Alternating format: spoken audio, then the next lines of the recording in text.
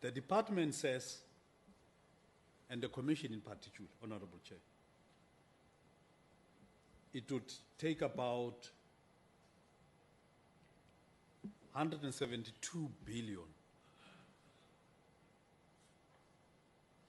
and about more than 30 years. And that 30 years does not include the 30 years that we've gone through. It's another 30 years to settle all claims, excluding new order claims. About 6,000 of the old order claims that have not been settled. They say it will take 172 billion for the next 30 years.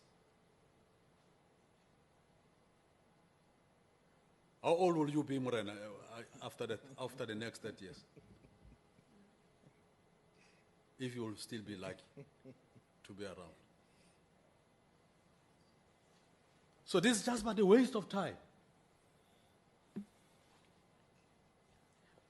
These things of these models of ownership, which Honorable Madlala has raised, of lease back, partnership, and so forth, is crime.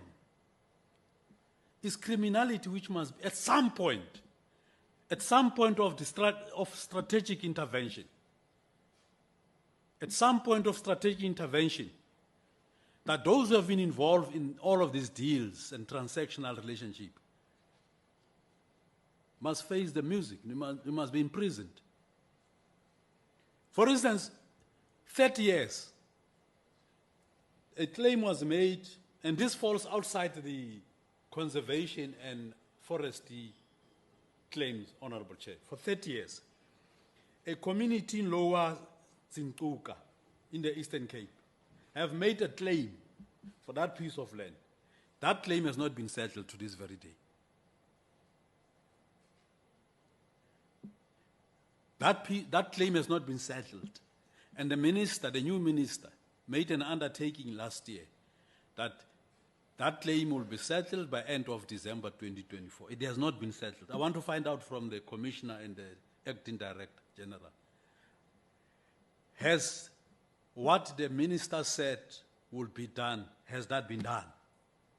Because the minister's statement is a policy statement. It's a policy directive.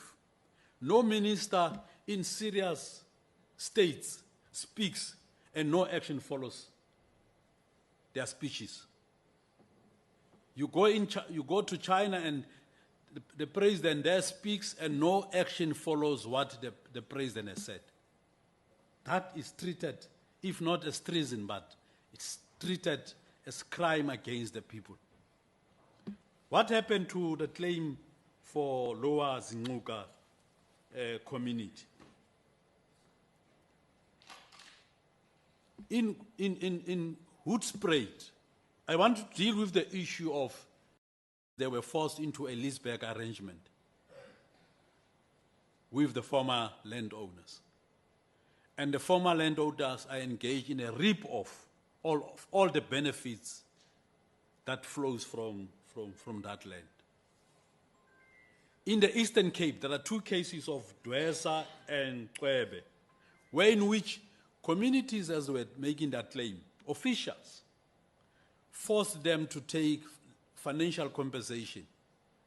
And when they refused to take financial compensation, insisting that they want land, they were forced into a leaseback partnership, strategic partners, and stuff like that, by the same government. And what is happening in the process?